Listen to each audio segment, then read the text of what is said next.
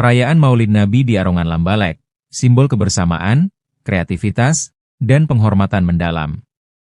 Peringatan Maulid Nabi Muhammad di Arongan Lambalek, sebuah wilayah yang terletak di Kabupaten Aceh Barat, menjadi momen istimewa yang diwarnai dengan tradisi unik dan kaya makna. Masyarakat setempat memiliki cara tersendiri dalam mengungkapkan rasa syukur dan penghormatan kepada Nabi Muhammad, yaitu melalui pembuatan replika bangunan terkenal yang terbuat dari bahan makanan ringan. Tradisi ini bukan sekadar perayaan seremonial, melainkan sebuah manifestasi dari semangat gotong royong, kreativitas, dan kecintaan mendalam kepada nilai-nilai agama. Tradisi unik yang syarat makna. Kreasi replika makanan. Salah satu ciri khas perayaan Maulid Nabi di Arongan Lambalek adalah pembuatan replika bangunan terkenal atau ikonik yang ada di Aceh. Uniknya, replika ini tidak dibuat dari bahan-bahan konstruksi biasa, melainkan dari makanan ringan seperti kerupuk, kue kering, buah-buahan, dan berbagai jenis penganan lainnya.